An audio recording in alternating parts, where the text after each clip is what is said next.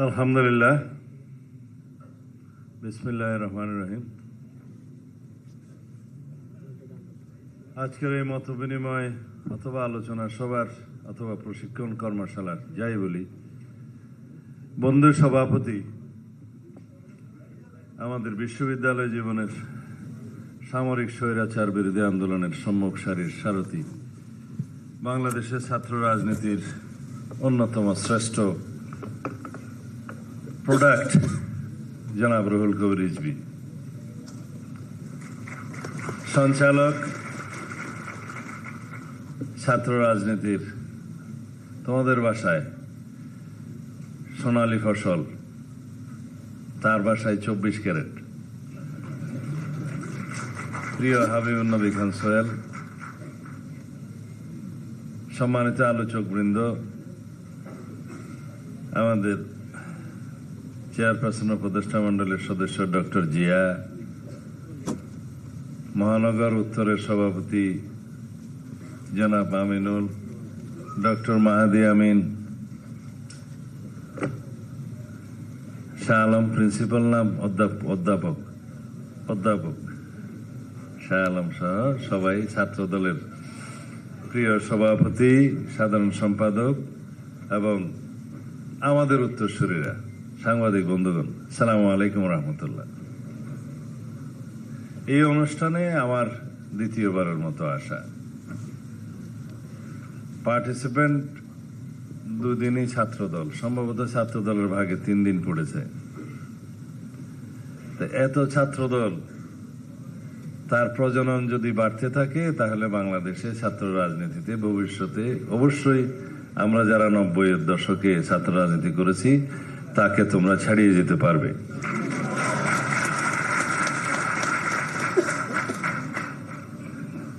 নব্বইয়ের দশক না, 80-র দশকের।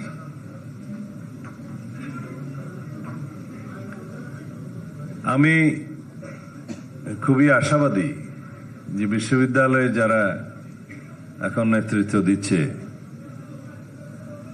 বিভিন্ন কলেজে, ইন্টারমিডিয়েটের কলেজে যারা নেতৃত্ব দিচ্ছে, তারা আগামীতে 2024-এ ছাত্র গণ অভ্যুত্থানের চেতনাকে ধারণ করবে। অনেকে এই অভ্যুত্থানের চেতনাকে নিয়ে রাজনৈতিক সংগঠন করে এটার একক মালিকানা দাবি করেছিল, ইতোমধ্যে সেটা ব্যর্থ হয়েছে। 71-এর চেতনা যারা রাজনৈতিকভাবে ব্যবসা করে রাজনৈতিক ব্যবসা করতে চেয়েছিল বাংলাদেশে, তারা চূড়ান্তভাবে ব্যর্থ হয়েছে। কারণ 71-এর মুক্তিযুদ্ধ বাংলাদেশের স্বাধীনতা যুদ্ধ, স্বাধীনতা সংগ্রাম, এদেশের সকল মানুষেরই যুদ্ধ ছিল, সংগ্রাম ছিল, অভিপ্রায় ছিল। জনগণের চূড়ান্ত অভিপ্রায়ের অভিব্যক্তি হিসাবে বাংলাদেশের জনগণ স্বাধীন হয়েছে, সংবিধান হয়েছে। সুতরাং একে দলীয়করণ করা নাজায়েজ ছিল। যারা করতে চেয়েছে তারা ইতিহাসের রাস্তা করে নিক্ষিপ্ত হয়েছে। 2024-এর গণ অভ্যুত্থানের যে অভিপ্রায়, প্রত্যাশা, জন আকাঙ্ক্ষা, শহীদের রক্তের যে প্রত্যাশা, সেটি বাংলাদেশের মানুষের মুক্তির প্রত্যাশা। সেই মুক্তি বিভিন্ন। প্রথম মুক্তি গণতান্ত্রিক, বাংলাদেশের মানুষ গণতন্ত্রের মুক্তি চেয়েছে, বৈষম্যমূলক সমাজ ব্যবস্থা থেকে মুক্তি চেয়েছে, গণতান্ত্রিক এবং সাংবিধানিক অধিকার প্রতিষ্ঠা করতে চেয়েছে, হারানো মানবাধিকার, মৌলিক অধিকার ফিরে পেতে চেয়েছে। এগুলোর সমষ্টিগত অভিপ্রায়ের চূড়ান্ত রূপ হচ্ছে গণ অভ্যুত্থান, ছাত্র গণ অভ্যুত্থান। শুধুমাত্র 36 দিনের বৈষম্য বিরোধী ছাত্র আন্দোলনের ফসল নয় ছাত্র গণ অভ্যুত্থান 2024। 2009 থেকে 2024 পর্যন্ত এই দীর্ঘ স্বৈরাচার বিরোধী গণতান্ত্রিক আন্দোলনের পথ পরিক্রমায় বহু রক্তের সিঁড়ি আমাদেরকে নির্মাণ করতে হয়েছে। রক্ত দিতে হয়েছে, শত সহস্র জীবন দিতে হয়েছে। সকালবেলায় উন্নীত হয়েছিলাম, যেমন কবিতা আছে, মুক্তির মন্দিরে সোপানা তোলে সেই শুধুমাত্র অপরিকল্পিত এবং আবেগী ধর্মীয় মিক্সার মিশ্রিত বডিকা নিয়ে আমরা নির্বাচনে যাব না। আমরা যাব সুষ্ঠু পরিকল্পনা নিয়ে। ফাইলটা তো আনি নাই, সেই পরিকল্পনার ওখানে আছে, সেই পরিকল্পনার আমাকে একটা ফাইল দাও, ওখানে আছে। সেই পরিকল্পনার মূল বিষয়বস্তুগুলো আমরা 2023-এর 13ই জুলাই বাংলাদেশের জনগণের সামনে প্রকাশিত করেছিলাম। আমাদের নেতা, দলের এইটুকু দিলে হবে, দলের ভারপ্রাপ্ত চেয়ারম্যান জনাব তারেক রহমান পল্টনে বিশাল জনসভার মধ্য দিয়ে সমগ্র জাতির সম্মুখে উপস্থাপন করেছিলেন। সে 31 দফার আগে 2022 সালে 27 দফা প্রণীত হয়েছিল। তারও আগে 2016 সালে দেশনেত্রী বেগম খালেদা জিয়া ভিশন 2030 প্রকাশ করেছিলেন। ভিশন 2030 এবং 2022-এর 27 দফা, এই দুইটা আমার সামনে ছিল যখন আমি 31 দফা লিখছিলাম। 31 দফা হচ্ছে জাতির মুক্তির সনদের একটি ঠিকানা, নির্যাস। সেটা হচ্ছে নীতি। আমরা যেটা নীতি প্রণয়ন করি, রাষ্ট্র কিভাবে চলবে, জনগণ কি চায়, রাজনৈতিক ভাবনা কি, এবং তাদের অধিকার প্রতিষ্ঠার জন্য, অর্থনৈতিক মুক্তির জন্য আমরা কি করতে পারি, তার বর্ণনা হচ্ছে 31 দফা। সে 31 দফার বাংলাদেশে 31 দফা, বিএনপির 31 দফা যুগপৎ আন্দোলনের সঙ্গীদের সাথে নিয়ে আমরা যে 31 দফা প্রণয়ন করেছি, সেটি বাংলাদেশের রাজনীতির মহাকাব্যে পরিণত হয়েছে। বাংলাদেশের প্রত্যেক মানুষের কাছে সে 31 দফা আজকে পরিচিত। ঘরে ঘরে আমরা সেই পুস্তিকা পৌঁছে দিয়েছি, তোমরাই দিয়েছ। এই দীর্ঘ পথ পরিক্রমায় আমাদের নেতা জনাব তারেক রহমানের নির্দেশনা ছিল, পরামর্শ ছিল আমাদের। আমরা অনুপ্রাণিত হয়েছি।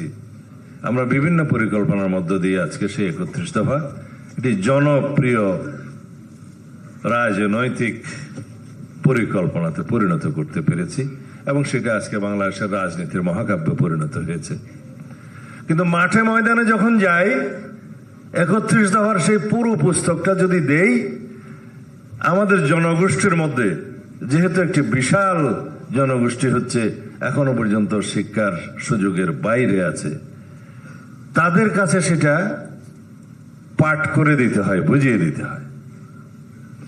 সেই জন্যই এই লিফলেটগুলো, এবং সেই যাতে ছবি দেখে যায় চেনা।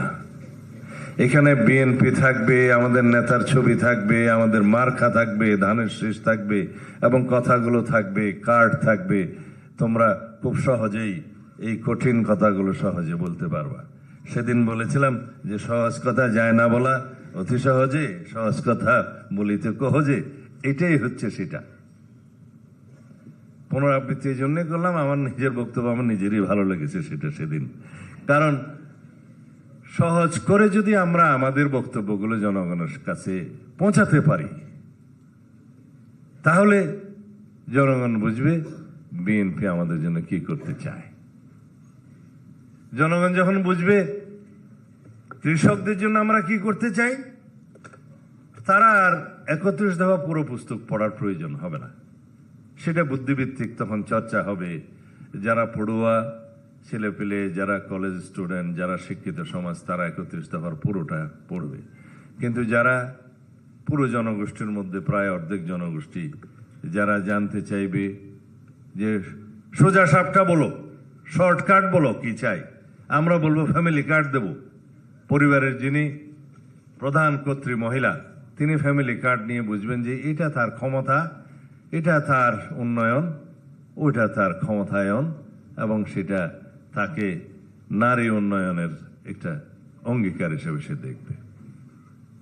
এটা তার অর্থনৈতিক মুক্তি বাস্তবায়ন করবে। সেই ফ্যামিলি কার্ডটা আমি আগে বললাম এই কারণে, বাংলাদেশের অর্ধেক জনগোষ্ঠী হচ্ছে আমাদের মহিলা। সেটা পৃথিবীর প্রায় সব দেশে পরিসংখ্যানটা মোটামুটি এরকমই থাকে, কাছাকাছি। যেমন কালকে ভোটার সংখ্যা দেখলাম শুধু 22 লক্ষ না 20 লক্ষ, বেশ কম আছে, প্রায় অর্ধেক অর্ধেক। এখন সেই ফ্যামিলি কার্ডের বক্তব্যটা শুধু 3টা কথা বলতে হবে। এটা নারীর ক্ষমতায়ন, এটা নারীর উন্নয়ন, নারীকে স্বাবলম্বী করবে, নারীর মর্যাদা বৃদ্ধি করবে। সেই পরিবারে আর্থিক সচ্ছলতার সাথে সাথে তার সন্তানরা শিক্ষিত হবে, এবং শিক্ষিত হলে তার নিজের ভাগ্য সে নিজেই গড়ে নেবে। কৃষকের কথা আগে বললাম।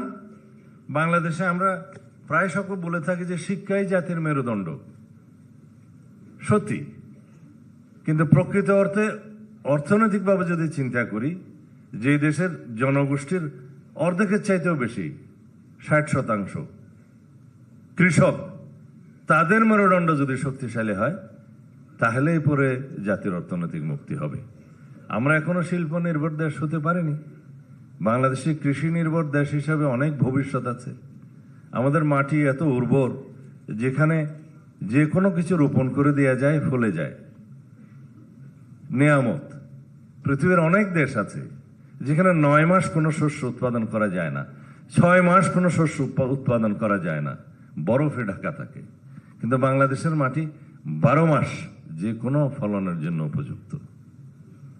সেজন্য কৃষি নির্ভরশীলতা বাংলাদেশের জন্য অর্থনৈতিক সমৃদ্ধির একটি বিশাল অঙ্গ হতে পারে, তাই আমরা তুলে ধরেছি। সেই কৃষিকে আধুনিকায়ন করতে হবে, উন্নত করতে হবে, চাষাবাদ পদ্ধতিতে মেকানাইজড করতে হবে, এবং পরবর্তীতে আমরা কৃষিতে ডাইভার্সিফিকেশন নিয়ে আসব। তারপরে সেটা রপ্তানিমুখী হবে। বিশাল একটি সম্ভাবনা আমাদের জন্য আছে। ইতিমধ্যে আমাদের মৎস্য উৎপাদনের পৃথিবীতে 6 নম্বর না 7 নম্বর, ডক্টর জিয়া বলতে পারবে, বাংলাদেশ আমরা অ্যাচিভ করেছি। আমরা লাইভ স্টক সেক্টরে, যেহেতু একটি পার্শ্ববর্তী দেশের উপরে অনেকটা নির্ভরশীলতা ছিল, সেটা আমরা আজকে কাটিয়ে উঠেছি। লাইভ স্টক সেক্টরে সম্ভব, বাংলাদেশের কৃষিখাতে বিপ্লব করা সম্ভব। তার গোড়াপত্তন যিনি করেছিলেন, তার নাম শহীদ রাষ্ট্রপতি জিয়াউর রহমান। কিভাবে বাংলাদেশের খাদ্য স্বয়ং সম্পূর্ণ করার জন্য তিনি দেখলেন ইরিগেশন যদি আমরা চালু করতে পারি, খাল খননের মধ্য দিয়ে, পরিবেশ বাঁচবে, ভারসাম্য রক্ষা হবে পরিবেশের, কৃষি উৎপাদন বাড়বে, কৃষকের শক্তি বাড়বে, অর্থনৈতিক ভিত্তি বাড়বে, দেশ খাদ্য স্বয়ং সম্পূর্ণ হবে। তিনি প্রমাণ করে দিয়ে গিয়েছিলেন, এবং নামমাত্র হলেও তিনি বাংলাদেশ থেকে চাউল রপ্তানি করেছিলেন। মনে আছে আপনাদের? তোমাদের মনে থাকার কথা না, সেই বয়স ছিল না, কিন্তু সেটা পৃথিবীতে একটা উদাহরণ সৃষ্টির মতো বিষয় ছিল। যাই হোক, আমরা যে বিষয়গুলো এখানে অ্যাড্রেস করেছি 31 দফার নির্যাস হিসাবে জনগণের কাছে সহজে উপস্থাপনের জন্য, তার মধ্যে হচ্ছে কৃষক কার্ড, ফ্যামিলি কার্ড, স্বাস্থ্য কার্ড, আরেকটা কি শিক্ষা, তারপর অন্য বিষয়গুলো আমরা পরিকল্পনা হিসেবে উপস্থাপন করছি, কার্ড হিসেবে নয়। স্বাস্থ্যের বিষয়টা যারা এখানে প্রশিক্ষক তারা বিস্তারিত বলবেন, ডক্টর জিয়া বলবেন, আরো অনেকে বলবেন।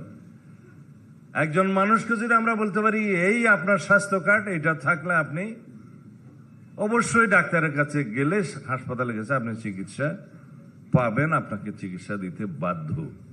এবং বাংলাদেশে কোনো মানুষ, কোনো সিটিজেন, কোনো নাগরিক বিনা চিকিৎসায় যাতে মৃত্যুবরণ না করে, সেটার গ্যারান্টি হচ্ছে এই স্বাস্থ্য কার্ড। এইভাবে বুঝাবেন যে হেলথ কার্ড থাকলে আপনি বিনা চিকিৎসায় থাকবেন না, বিনা চিকিৎসায় কোনো নাগরিকের মৃত্যু হতে পারবে না। সেই জন্য আমরা জাতীয় স্বাস্থ্য নীতি প্রণয়ন করেছি, সবার জন্য স্বাস্থ্য। আমরা সেটা উন্নত বিশ্বের কিছু উদাহরণ সামনে রেখেছিলাম। যুক্তরাজ্যের ন্যাশনাল হেলথ সার্ভিস বলে বোধহয়, ন্যাশনাল হেলথ NHS, তার আদলে আমরা গড়ার চেষ্টা করেছি। তো যেহেতু আমাদের জনগোষ্ঠীর মধ্যে প্রায় অর্ধেক জনগোষ্ঠীকে এই ভাষায় বোঝাতে হবে, সিম্বলিক বোঝাতে হবে, সেই জন্য হচ্ছে তোমাদের এই প্রশিক্ষণ অথবা আলোচনা অথবা মতবিনিময় সভা, যেটার মধ্য দিয়ে তোমরা হবে master of the masters, trainer of the trainers. এখান থেকে বাকি সবাইকে ডিসেমিনেট করতে হবে। প্রথমে আমাদের এই প্রোগ্রাম আমরা থ্রু করলাম, এটাকে বলা হয় ডিস্ট্রিবিউশন। তারপরে আমরা আমাদের আইডিয়াস গুলো আলোচনার মাধ্যমে ডিসেমিনেট করলাম, পরস্পরকে সরবরাহ করলাম। এরপরে যেটা হবে সেটা হবে পাবলিক কমিউনিকেশন, জনগণের সাথে কথা বলে জনগণের মধ্যে সেই কমিউনিকেশনটা সৃষ্টি করা, মত বিনিময় করা। যেহেতু সবাই ছাত্র, সেই জন্য শিক্ষকের মতো কথা বলছি। যদি সবাই অন্যরকম অডিয়েন্স হতো তাহলে সেই ভাষায় বলতাম। আমি এখন কিছু কথা বলতে চাই, যেটা প্রশিক্ষণ তো সবাই দিবে এখানে যারা প্রশিক্ষক, যেটা রাজনৈতিক বক্তব্য হিসেবে যাওয়া দরকার। 2009 থেকে 2024 পর্যন্ত সংক্ষিপ্ত ইতিহাস বললাম, যে পথ পরিক্রমায় আমরা এসেছি, রক্তের সোপান মাড়িয়ে আমরা ছাত্রগণ অভ্যুত্থানের মধ্য দিয়ে গণতন্ত্রের বিজয় ছিনিয়ে এনেছি। এইটাকে ফলপ্রসূ করার জন্য, এই গণতান্ত্রিক যাত্রাকে বিভিন্নভাবে প্রাতিষ্ঠানিকভাবে শক্তিশালী করার জন্য আমাদেরকে গণতন্ত্রে উত্তরণ হতে হবে। সেই গণতান্ত্রিক উত্তরণের একটি সফল ঘোষণা গতকালকে হয়েছে, যেটাকে আমরা তফসিল বলছি, নির্বাচনী তফসিল। এই তফসিলে অনেককে ভারাক্রান্ত হয়েছে, কিন্তু স্বাগত জানাতে বাধ্য হয়েছে। আমরা স্বাগত জানিয়েছি, সন্তুষ্টি প্রকাশ করেছি। আমরা বলেছি এই জন্যেই গণ অভ্যুত্থানের যত প্রত্যাশা, তার মধ্যে প্রধান এবং প্রাথমিক প্রত্যাশা ছিল জনগণের ভোটাধিকার নিশ্চিত করা, ভোটাধিকার অর্জন করা এবং ভোটাধিকার প্রয়োগ করার এই তফসিল ঘোষণা করা। এই তফসিল ঘোষণা পর্যন্ত যতটা অবিরাম সংগ্রাম করতে হয়েছে, সেটা অবশ্যই আমাদেরকে, যারা আমরা এখানে বসে আছি, অ্যানালাইসিস করতে হবে, বিশ্লেষণ করতে হবে। আমরা গণতান্ত্রিক চর্চার মধ্যে গিয়েছি, আলাপ আলোচনার মধ্য দিয়ে গিয়েছি, সহিষ্ণুতার মধ্য দিয়ে গিয়েছি এবং আমরা বিজয় অর্জন করেছি। কেউ কেউ বলেছে নো পিআর, নো ইলেকশন। কেউ কেউ বলেছে আগে স্থানীয় সরকার ইলেকশন, না হলে নো ইলেকশন। আর কেউ কেউ বলেছে একই দিনে গণভোট আর ইয়া হলে আমরা মানি না। কেউ কেউ বলেছে 2029 সালের দিকে নির্বাচনের জন্য অপেক্ষা করেন। বলেছে কিনা? এরা সবাই, আমি কারো নাম নিতে চাই না, গণতন্ত্রের বিপক্ষের শিবির। তারা নিজেদের মতো করে গণতন্ত্র চায়। তাদের গণতন্ত্রের সংজ্ঞা আলাদা। আমাদের গণতন্ত্রের সংজ্ঞা, বিএনপির গণতন্ত্রের সংজ্ঞা হচ্ছে গণমানুষের গণতান্ত্রিক সংজ্ঞা। শহীদ রাষ্ট্রপতি জিয়াউর রহমান বাংলাদেশ জাতীয়তাবাদী দলের সৃজন করেছিলেন, প্রতিষ্ঠা করেছিলেন সকল মানুষকে নিয়ে। বাংলাদেশে জাতীয়তাবাদের পরিচয়ে এদেশের সকল শ্রেণী, পেশা, ধর্ম, বর্ণ সংস্কৃতি, ভাষা সব মানুষের সমন্বয়ে, এটা একটা সমন্বয়ের রাজনীতির পাঠশালা। আমরা তখন প্রশিক্ষণ নিতাম। তখন আমাদের সিনিয়র নেতৃবৃন্দ বলতেন, একজন সাবেক প্রধানমন্ত্রী তিনি বলতেন, বিএনপি হচ্ছে সমন্বয়ের রাজনীতি। আজ পর্যন্ত মাথায় রেখেছি। সমগ্র বাংলাদেশে এমন একটি মানুষকে খুঁজে পাওয়া যাবে না যে বিএনপি করতে পারবে না। তার নীতি, আদর্শ, ধর্ম, বর্ণ সব মিলিয়ে এটাই একমাত্র দল, সকল মানুষ এই বিএনপির পতাকা তলে স্থান নিতে পারবে, আশ্রয় নিতে পারবে। এই সমন্বয়ের রাজনীতি আমাদেরকে করতে হবে। আমরা কখনো ধর্মের নামে রাজনীতিতে বিভক্তি আনতে চাই না, করব না। আমরা ধর্ম, বর্ণ এবং বিভিন্ন ভাষা, ভাষী, সংস্কৃতির নামে আমরা কখনো বিভাজন জাতিতে সৃষ্টি করতে চাই না। সকল মানুষেরই সাংবিধানিক পরিচয় হচ্ছে নাগরিক, সিটিজেন, বাংলাদেশের নাগরিক হিসেবে পরিচিত হইবেই। সেই হিসাবে আমরা বলি এখানে সংখ্যালঘু আর সংখ্যাগুরু নাই। আমরা এখানে সবাই যারা আছে সবাই নাগরিক, বাংলাদেশের সিটিজেন, এবং সাংবিধানিকভাবে সকল নাগরিকের অধিকার সমান। ধর্ম চর্চায়, সাহিত্য চর্চায়, সংস্কৃতি চর্চায়, মুক্ত বুদ্ধি চিন্তায় সবকিছু এনশিওর করা আছে। আমরা বলি যে subject to certain restrictions imposed by the authority, বলে আর কি কনস্টিটিউশনাল ভাষা। সমাবেশের, সংগঠনের এবং মুক্ত চিন্তার অধিকার থাকবে, আছে। ওই সাবজেক্ট টু সার্টেন রেস্ট্রিকশনস, সেটা অলওয়েজ লিগ্যাল ভাষায় থাকতে হয়। সেটা আমাদের এনশিওর করতে হবে। আমরা এই সুখের দিনে একটি বিষয় প্রায়ই ভুলে যাচ্ছি। অতীতের বেদনাবিদুর গণতান্ত্রিক সংগ্রামের কথা আমরা ভুলে যাচ্ছি। আমরা ইদানিং ফেসিবাদী আওয়ামী লীগের কুকীর্তির কোনো কথাই আমাদের বক্তৃতা বিবৃতি বলছি না। কেউ কি লক্ষ্য করছে এই বিষয়টা? এবং একটি দল আওয়ামী লীগের ভোট প্রাপ্তির জন্য আওয়ামী লীগের বিরুদ্ধে একটি শব্দ উচ্চারণ করে না। আমাদের গ্রামের ভাষায় কথা বলে যে বাসুরের নাম মুখে নেওয়া যায় না। এখন সেই দলটি আওয়ামী লীগের ভোট টানার জন্য তাদের যে ভূমিকা সেটা জনগণের সামনে উন্মোচন করেছে। কিন্তু আমরা এই দেশের রক্তস্নাত ইতিহাসের কথা কখনো যেন ভুলে না যাই। আওয়ামী লীগের দুর্নীতি, দেশকে বিক্রি করে দেওয়ার অর্থ পাচারের কথা যেন আমরা ভুলে না যাই। এদেশ থেকে গণতন্ত্র বিলুপ্ত করে দেওয়ার ইতিহাসকে যেন আমরা ভুলে না যাই। যারা নিজের দেশের নাগরিককে হেলিকপ্টার থেকে গুলি করে হত্যা করেছে, নারী, পুরুষ, শিশু নির্বিশেষে শত সহস্র হত্যা করেছে, গণহত্যা চালিয়েছে, এই ইতিহাস যেন আমরা ভুলে না যাই। যারা গাড়ির চাকায় পিষ্ট করে আমার ছাত্র বন্ধুদের, আমাদের অভ্যুত্থানকারী বাংলাদেশের গণমানুষকে পিষ্ট করেছে, সেই কথা যেন আমরা কখনো ভুলে না যাই।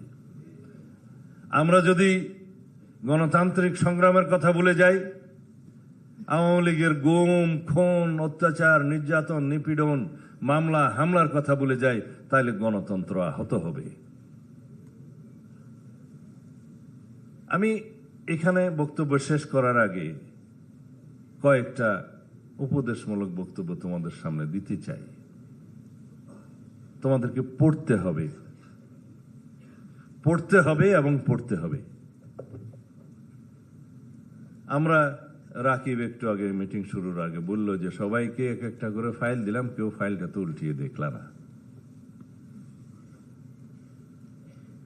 রাজনীতিতে টিকে থাকতে গেলে আগামীতে তথ্য প্রযুক্তি, পড়াশোনা, মানে মেধাভিত্তিক, জ্ঞান নির্ভর এবং প্রযুক্তি নির্ভর রাজনীতি করতে হবে।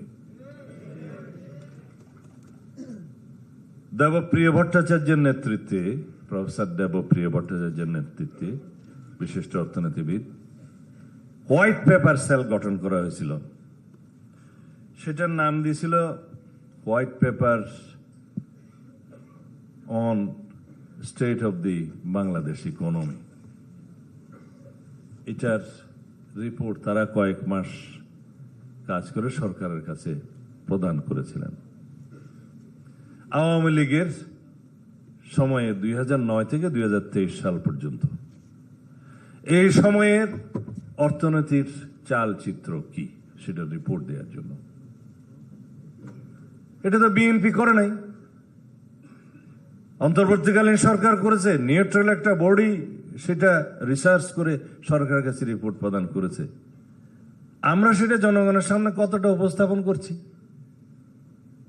এই যে সহজ ভাষা, যাই যে বলা অতি সহজে, সেই হিসাবে উপস্থাপন করতে হবে। কারণ সেটা 385 পৃষ্ঠা ইংরেজিতে লেখা, কে পড়বে? এই তো তার মধ্যে একটা এক্সিকিউটিভ সামারি আছে, তোমরা ওয়েবসাইটে পাবে, খুঁজে নেবে, 9 পৃষ্ঠা মাত্র। তার কয়েকটি কথা যা স্মরণে দেওয়ার জন্য বলছি। যেহেতু জাতিসংঘের রিপোর্ট, হোয়াইট পেপার সেলের রিপোর্ট এবং এই জাতীয় নিউট্রাল বডির যে রিপোর্টগুলো, সেটা জনগণের সামনে গৃহীত হবে খুব সহজেই।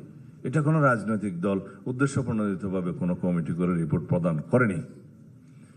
সেখানে বলছে 2009 থেকে 2023 পর্যন্ত যে পাবলিক ফিনান্সের মিসইউজ হয়েছে বা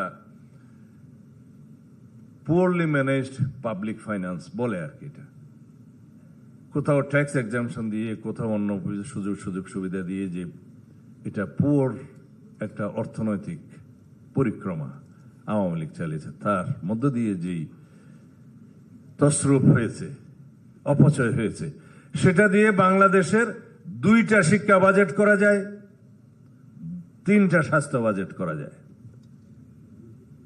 3 বছরের। এটা খুব সহজ কথা করে বলতে পারবে। বলেছে ব্যাংকিং এবং নন ব্যাংকিং ফিনান্সিয়াল সেক্টর থেকে যে লুটপাট হয়েছে, রাজনৈতিক বিবেচনায় যে ঋণ দেয়া হয়েছে, যেটা তসরুপ হয়েছে, সেটা দিয়ে 24টা পদ্মা সেতু নির্মাণ করা যেত এবং এই মেট্রো রেলের মতো 14টা metro system, Dhaka metro system নির্মাণ করা যেত। শুধু এই 2টা বিষয় বললাম, আরো অনেক বিষয় তো আছে। যে পরিমাণ বাংলাদেশ থেকে অর্থ পাচার হয়েছে ব্যাংকিং লুটপাটের মধ্য দিয়ে, সেটা বিলিয়ন ডলারে না বলে অঙ্কে বোধহয় 29,25,000 কোটি টাকা। ডক্টর জিয়া, সংখ্যা ঠিক আছে?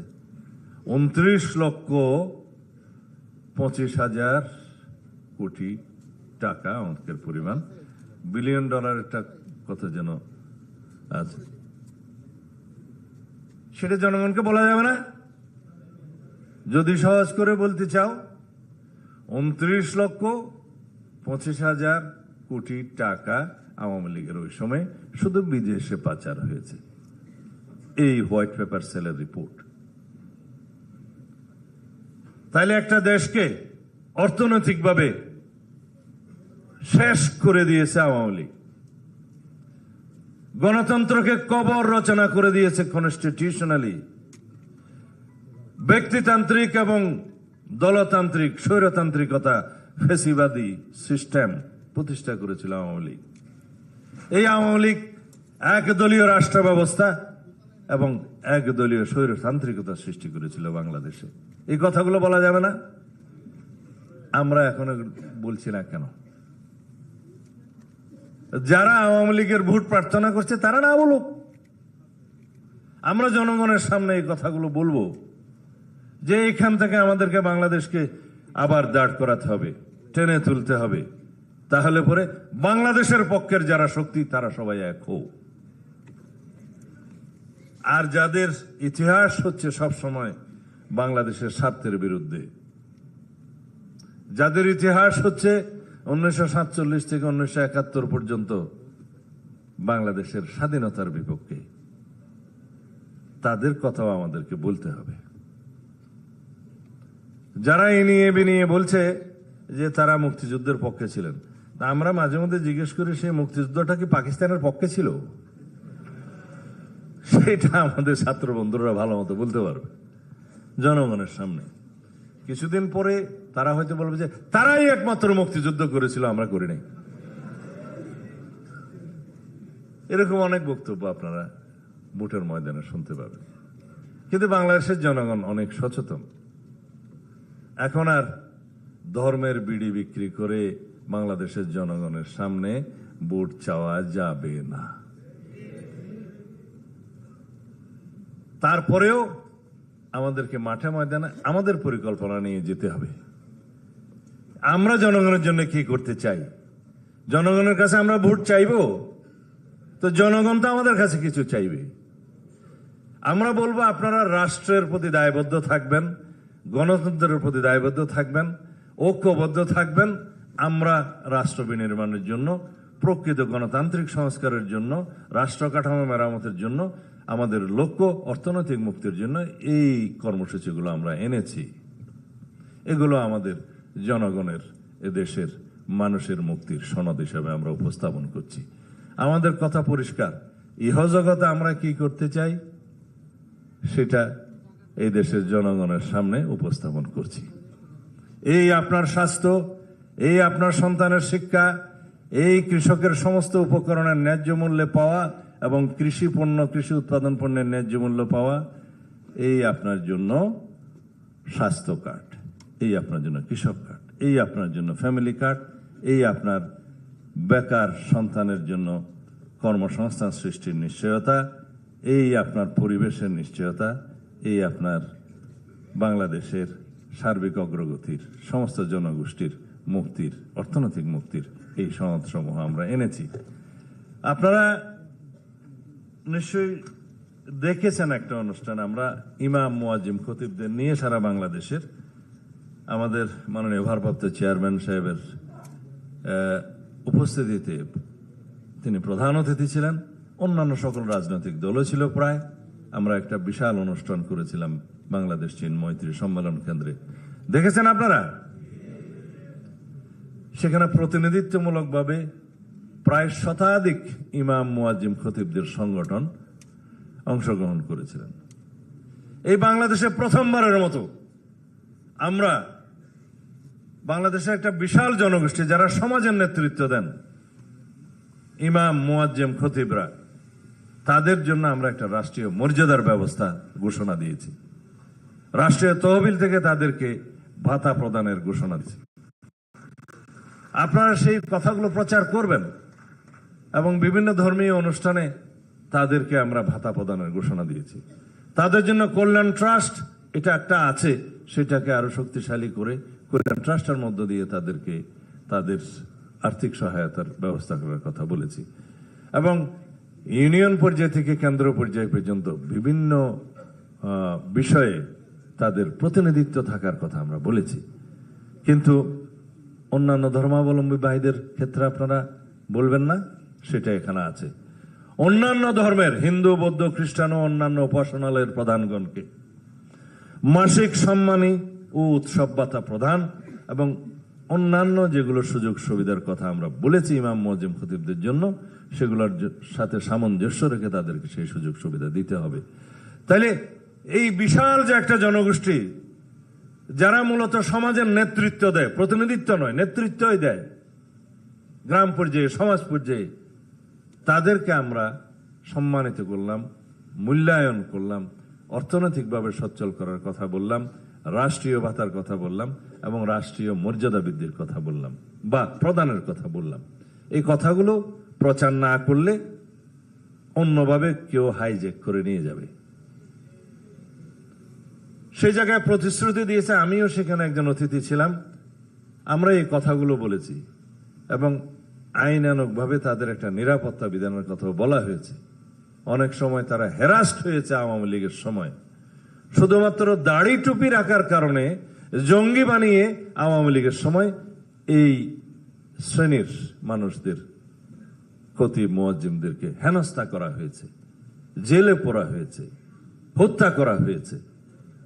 তারা আমাদের কাছে নিশ্চয়তা চেয়েছে, সেরকম আর হবে না। তো আমরা বললাম শুধু ইমাম মুয়াজ্জিম কেন, বাংলাদেশের কোন নাগরিক বেআইনিভাবে কখনো গ্রেফতার হবে না, এই কথাগুলো বলতে হবে। তা আমরা যে কর্মসূচিগুলো দিয়েছি সেই কর্মসূচিগুলো জনগণের কাছে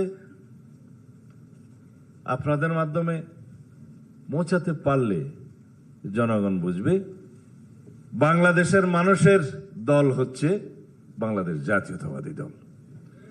তখন জনগণ বুঝবে গণতন্ত্রের বিকল্প নাম বিএনপি। তখন জনগণ বুঝবে বাংলাদেশের মুক্তির সনদ, মুক্তির মার্কা ধানের শীষ। শুধুমাত্র ভোট চাইবেন, এই কাগজগুলো সাথে নিয়ে যাবেন এবং মার্কাতেও দিবেন, প্রার্থীর প্রতীকও দিবেন। যখন যারা ক্যাম্পিং এ যাবে তখন তো সেটা যাবেই, কিন্তু এটা হচ্ছে বিফোর ক্যাম্পিং। বলে না অনেকে প্রি ইলেকটোরাল এবং পোস্ট ইলেকটোরাল। পোস্ট ইলেকটোরাল কাজটা সরকারের, মানে প্রাক নির্বাচনী কাজটা তোমাদের, নির্বাচনী কাজটাও তোমাদের। নির্বাচন পরবর্তী কাজটা যদি বাংলাদেশের মানুষ বিএনপিকে দায়িত্ব দেয়, তখন সরকারিভাবে এই নীতিগুলোকে নীতি হিসাবে প্রণয়ন করা হবে। রাষ্ট্রে যখন কোনো নীতি প্রণীত হয় তার আগে রাজনৈতিক দলসমূহ সেটা মাথায় ধারণ করে, সেটা এই নীতি। এর ভিত্তিতে কর্মসূচি প্রণীত হবে, সেই কর্মসূচি বাস্তবায়নের জন্য প্রকল্প প্রণীত হবে এবং প্রকল্প বাস্তবায়নের পরে ইভ্যালুয়েশন মনিটরিং হবে। তার মধ্য দিয়ে আমরা ট্রায়াল অ্যান্ড এরর প্রসেসের মধ্য দিয়ে নীতি সংশোধনী হতে পারে, কর্মসূচি সংশোধনী হতে পারে, সেটা পরবর্তী পর্যায়ে। কিন্তু আমরা শুরু করতে চাই। এবং মনে রাখবে, to begin something is the most difficult part of any job. আমরা সেই ডিফিকাল্ট পার্টটা এখন করছি, শুরু করছি। শুরু করলে সেটা ট্রায়াল অ্যান্ড এরর প্রসেসের মধ্য দিয়ে ইনশাআল্লাহ আমরা পরিচালনা করতে পারবো, সমাপ্ত করতে পারবো। সকলের সাফল্য কামনা করছি এবং এই আলোচনা সভার নির্যাসগুলো সারা বাংলাদেশে ছড়িয়ে দেবে সেই প্রত্যাশা ব্যক্ত করছি। খোদা হাফেজ। বাংলাদেশ জিন্দাবাদ। আমি বারবার উদ্বোধন করতে ভুলে যাই। বাংলাদেশ জাতীয়তাবাদী ছাত্র দল জিন্দাবাদ। আমি আমার এই বক্তব্যের মধ্য দিয়ে আজকের এই অনুষ্ঠানের শুভ উদ্বোধন ঘোষণা করছি।